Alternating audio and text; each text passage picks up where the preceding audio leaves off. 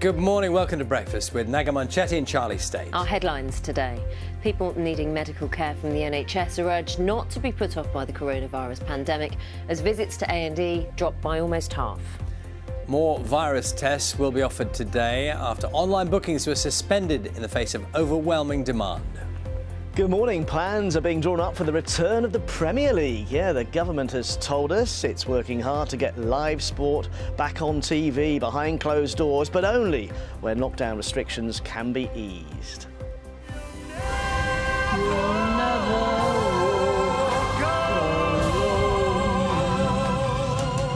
The oldest person to reach #1, Captain Tom Moore's charity single with Michael Ball tops the charts. Good morning. It looks like another dry day for most parts of the UK. It may be a little bit grey and gloomy first thing, but it looks like for most of us there will be once again some strong April sunshine on offer.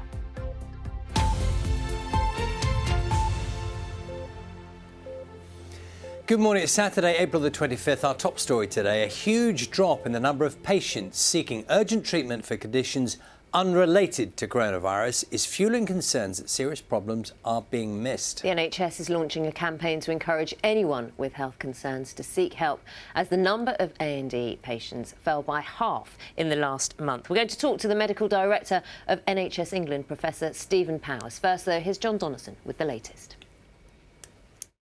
Much of the fight against COVID-19 has been about trying to keep people safe and out of hospital. But today the NHS is encouraging people not to be afraid of seeking treatment for non-coronavirus conditions. It could cost lives. Now, we've known for a long time, and there have been many campaigns in the past about the number of people going into A&E or contacting their GP when they didn't need to be seen. And I have to say, I'm very surprised. I never perhaps expected in my professional lifetime to be saying the opposite. It comes as figures from Public Health England show the number of people going to A&E over the past month is down around 50% compared with the same period last year. That's 1 million fewer visits. We are here for non-coronavirus patients too. So if you're worried about chest pain, maybe you might be having a heart attack or a stroke, or you feel a lump, or you're worried about cancer, or you're a parent concerned about your child, please come forward and use the health service in the way that you normally would. It is going to be better to sort those problems out now rather than leave them for later.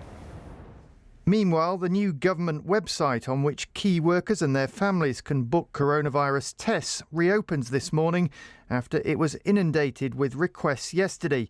Almost 50,000 people in England tried to book a test just hours after the website was launched. 16,000 people did manage to get a drive-through appointment or a home testing kit. In terms of the number of people dying, figures released yesterday showed 768 more reported coronavirus deaths in the UK since the day before. It takes the total number to more than 19,500. It could well reach 20,000 today. And because that does not include deaths in care homes or the community, the real figure is likely to be much higher. John Donaldson, BBC News. Well, let's speak now to our political correspondent, Nick Earley, who's in our London newsroom for us this morning. So, Nick, it's interesting. Looking at many of the front pages this morning, a lot of suggestions about how things might be changing in terms of social distancing. Football, for example, there are stories about that, about how business might operate. What's the official line on the nature of these stories? I mean, the government isn't really going into detail at the moment, Charlie, about what lifting lockdown will look like, for the simple reason that they want to keep the message pretty simple at the moment, which is, you've heard it many times, stay home, save lives, protect the NHS. There have been some movements in Scotland and Wales, but at UK level, not that much discussion about exactly what it will look like. However, particularly on that story about the Premier League potentially being back up and running in a few weeks behind closed doors, it is something that officials in the government are talking about. It's something that is being taken seriously. Government source saying overnight that it was something that, you know, it wouldn't be the same as stadiums being open, but it was something that they were hoping to get going to try and bring something resembling normality back to our lives.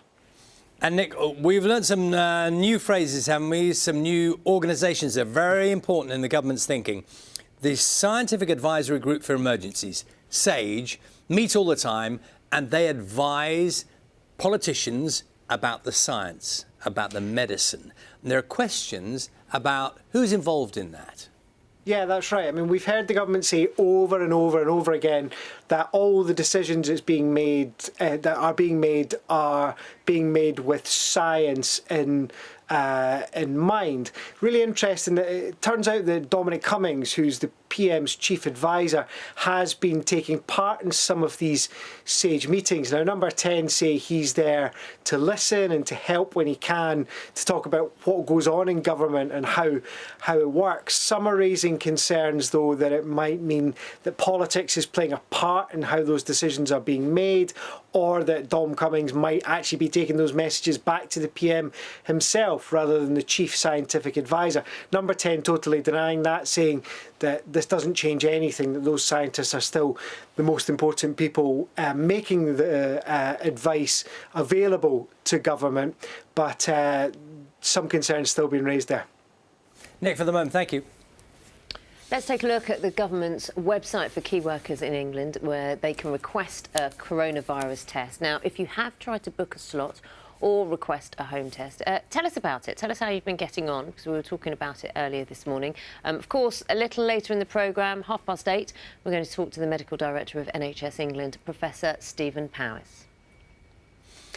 The US President Donald Trump is facing a continued backlash over his suggestion that coronavirus patients could be treated with injections of disinfectant. He ended his latest White House news conference without taking any questions from journalists. This is after he was widely condemned for his previous remarks. Yesterday, Mr. Trump insisted he was being sarcastic when he made the suggestion. Our North America correspondent David Willis has more.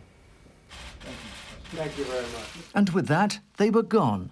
A daily press briefing which routinely stretches beyond 2 hours, all over in 22 minutes.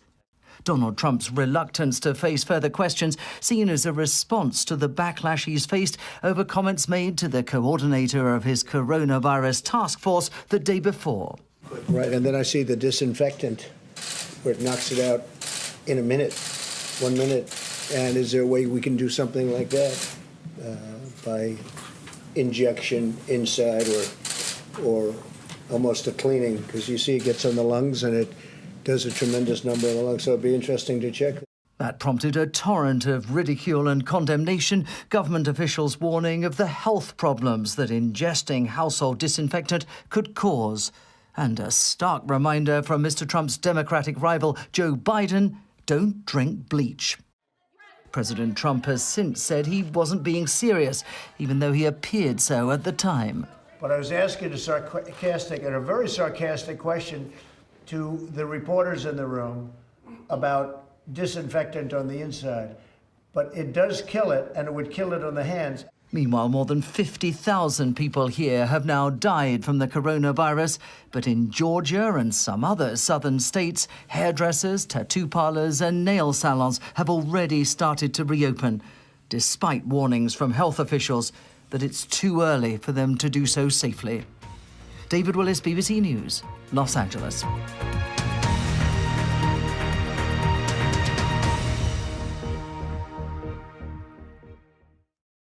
See the headlines as they happen and watch BBC News live in the app and get the full story with bbc.co.uk/news.